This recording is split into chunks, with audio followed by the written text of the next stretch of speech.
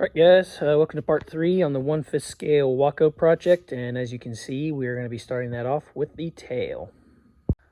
Alright, so to start off with constructing the tail, pretty much we've got to get these cores together, which are just solid wood. Unfortunately, I'm not the biggest fan of that. I know these tails are going to weigh, or the tail's going to weigh quite a bit, and judging where the wings sit on the fuselage, I do predict this thing to be on the tail heavy side. So I do plan to drill some lightning holes in all these stabilizers to get them as light as possible, so I can try to avoid the aft CG issue I think I'm going to have. Maybe not, but we'll see. And then I'm going to modify the rudder just a little bit. As you can see on the plan, it's hinged just straight, but if you look at a lot of Waco biplanes, they have like a 45-degree counterbalance in them. See, I've kind of got that already drawn up, so I'm going to incorporate that with this one because I really like the looks, so we're going to go ahead and do that. But anyway, yeah, that's pretty much the plan. Just get these cores together, string them all up, and we'll get assembly going on the tail. So, well, let's get to it.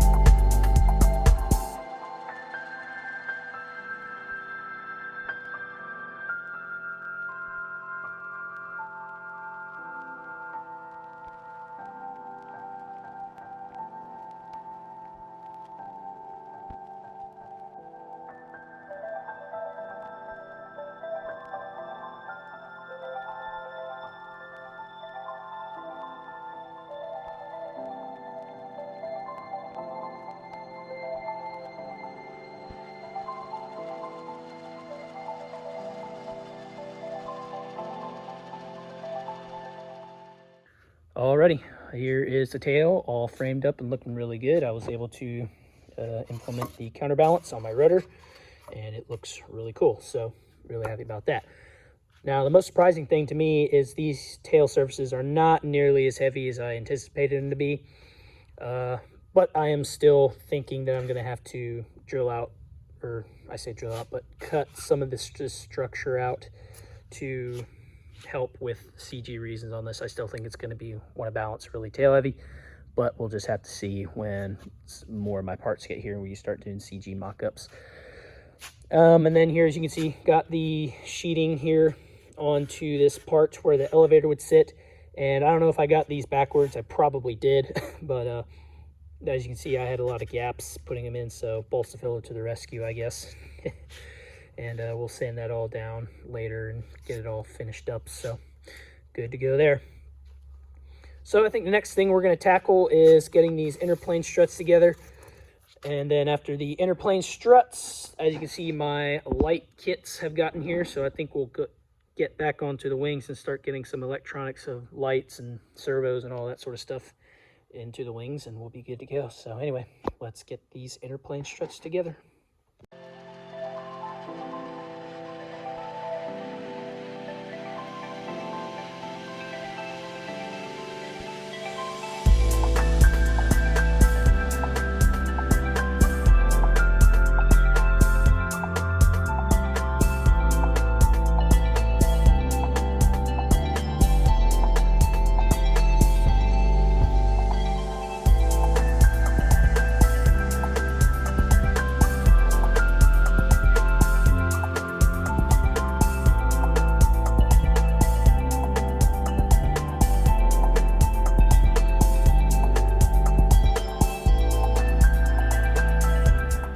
Alrighty, so I got a lot more done on this, but unfortunately not all of it is on the time lapse just because it kind of required some trial error, and usually when I need to figure things out, I normally don't forget to turn the time lapse camera on. But anyway, as you can see, the inner plane struts are all together, and I ran a toothpick dowel through them just so they're not totally reliant on the glue, and they're not final sanded yet or finalized on sanding yet, but they're close enough to where I think I can call them good for now. Obviously they'll be rounded off and look, you know, much more aerodynamic like than just a square, all that sort of stuff. Elevator halves are now joined together, and I just used a carbon rod, really thick, pretty close to an arrow, maybe even a little thicker than like an arrow shaft.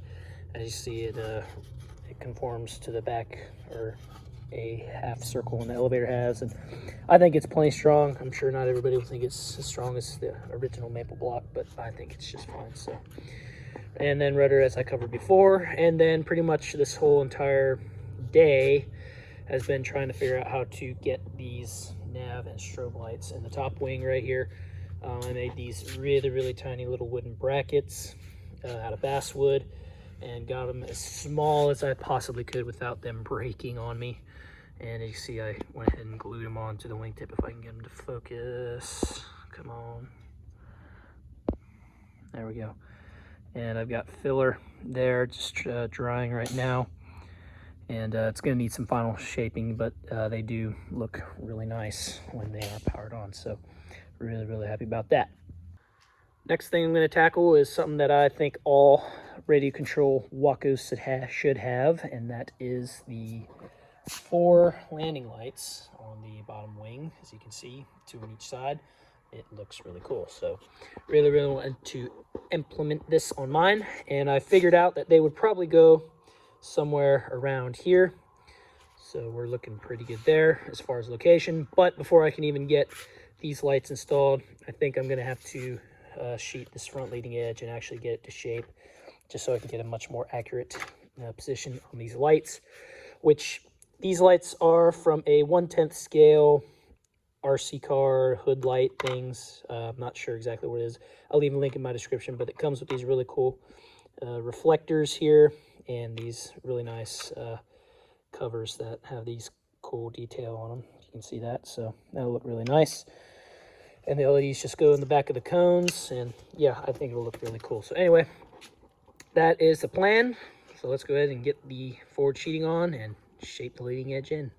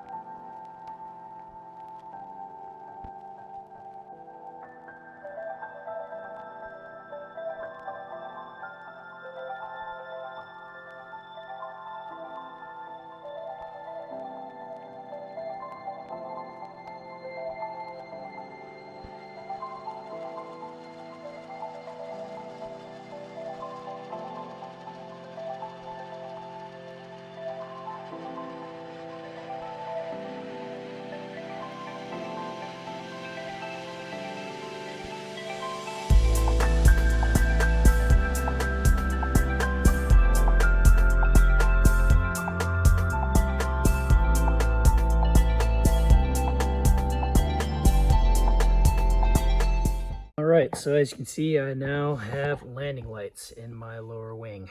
This took the majority of the day to figure out how to get these in without breaking, but they are now in, and they are looking really cool. I mean, they just look good even without, even with not them being on. I mean, it just looks super awesome.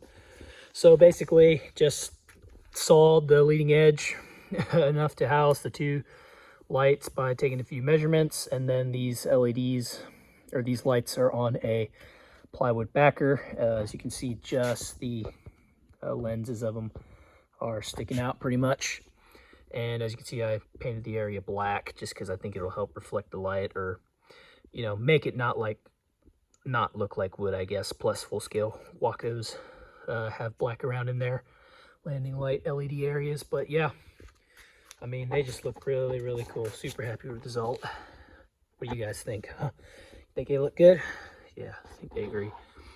But anyway, yeah, a clear like cellophane sheet or whatever is just going to go over it, like a plastic lens and everything, just so you can see them, and it'll match the aerofoil contour really, really good. So super, super pleased with how these came out. And as you can see, man, it just looks super, super awesome with this setup. Sorry, my shadow, but got a flashlight in the back. But I mean, these landing lights, they are really bright. I mean, they're lighting the whole back wall. And then obviously we got the nav red strobe behind it, and the green with the strobe behind it. So it was a lot of work to put in these LEDs, but man, I'll tell you what, all your efforts, man, it's totally awesome when they pay off and you get to see the final result. It's what we live for. It's kit builders.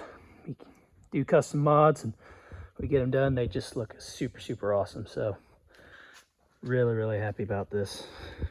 Let's see how bright these things are by taking the, yeah, you can see it's shining the whole wall, tool wall. So yeah, I think these lights will do. So super, super, super cool. Yeah, I mean, that's just freaking awesome, isn't it? Love it, love it, love it, love it. So I decided to grab the bottom wing again. I think I'm going to go ahead and get my Aileron servos installed, and the landing lights, I took them out just for sanding and bleeding edge purposes. But now that this leading edge is, I don't know if I wouldn't say it's final sanded, but it's very, very close to as much, I think, as good as it'll get. So I'm going to go ahead and drill holes for the servos to run through and the LED wires, and we will go on from there.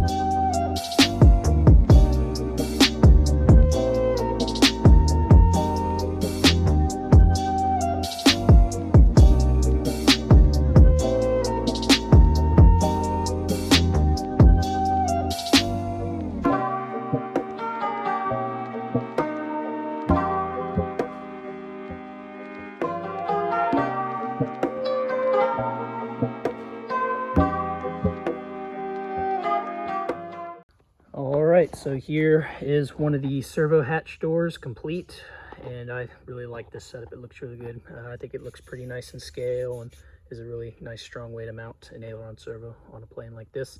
Working on the other one, but I decided to just do explain how I kind of do make these servo hatches. So first, the hatch itself is made out of 1/8 inch ply. I make a square that's big enough to house is the servo that I'm going to use, and then I make sure it sits against two solid pieces of wood, as you can see here, a back and a front. And after that, epoxy in some mounting blocks for the servos. You can see here, and the screws for the servo go into these two blocks here. And then I added these tri-stock pieces, which wasn't well, I had to cut this out for the mounting block for the actual door. But I like putting these tri-stock braces on just for extra security, so these blocks won't go anywhere, because after all, your servo is mounted to them. But anyway, get these blocks situated, take out the servo, Dremel a slot for the arm to go through, as you can clearly see, and then make sure this door sits nice and flush where I want it, and then tack glue these blocks to the rib and the additional sticks that you add here, or the front and back sticks here. Don't actually glue it to the door because we want this removable and all that sort of stuff. And I pop the door out once all these are in the spot that I want them. Fully secure them with CA, and then just drill out the holes for the 4 screws. And that's pretty much it. You just drill them in and all that sort of stuff. So hopefully that explains kind of my process on how I make these doors. I really like this method, and it's a really easy setup to do. That looks great. So anyway, I will get done with the other side, and we will move on to the next step. All right, so I think the final thing I'm going to do for part 3 is get the rest of the nose finished, and that involves pretty much constructing the firewall, because this is actually not it. As you can see, there's a distinct curve, and this is pretty much seen in all full-scale Wacos, is this curve before the cowling, and that's achieved with these ginormous balsa blocks that we got to glue together and cut out this hole so we have reference to put our firewall F1. And this one's modified to a 1/4 inch ply instead of an 1/8 like the original, because I'm not using the beam mounts that regular engines would have. I'm using the Gemini, so it needs something that's stiffer to bolt to, so that's why this is 1/4 inch, and this should be perfect for that. So anyway, yeah, I did kind of do some shaping off camera and got the firewall all nice and flat and ready to set these big balsa blocks, so we are good to go there. But anyway, yeah, let's get all this assembly up front, and we will end part 3.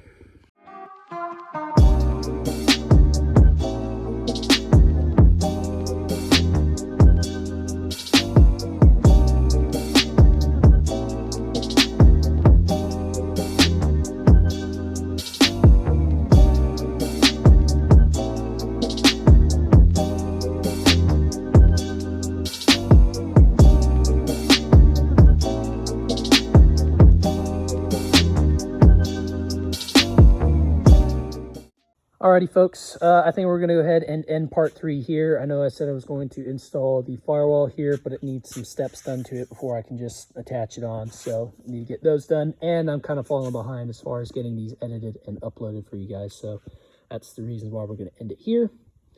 But besides the point, as you can see, all major frames are assembled, both wings, fuselage, tail, ailerons, interplane struts, all that sort of stuff. So we are good to go there. So all major frames are assembled and looking really good. There's a few scale details that we got to make yet, and those are pretty much just the balsa block that fills this gap here, and then a fairing and all sorts of little odds and ends to make it look better. But we will get those at a later time. But in the meantime, I do want to thank you guys for liking the idea of putting my switches and onboard glow in here, and I really am confident now that we can probably get away with that and not upset the CG too much. Being that this tail is not nearly as heavy as I thought it was going to be, and I still can lighten the structure, I think we'll be good by putting the glow and the switches up here in the simulated cargo door. So really, really cool. So I want to thank you guys for that, and yeah, looks good.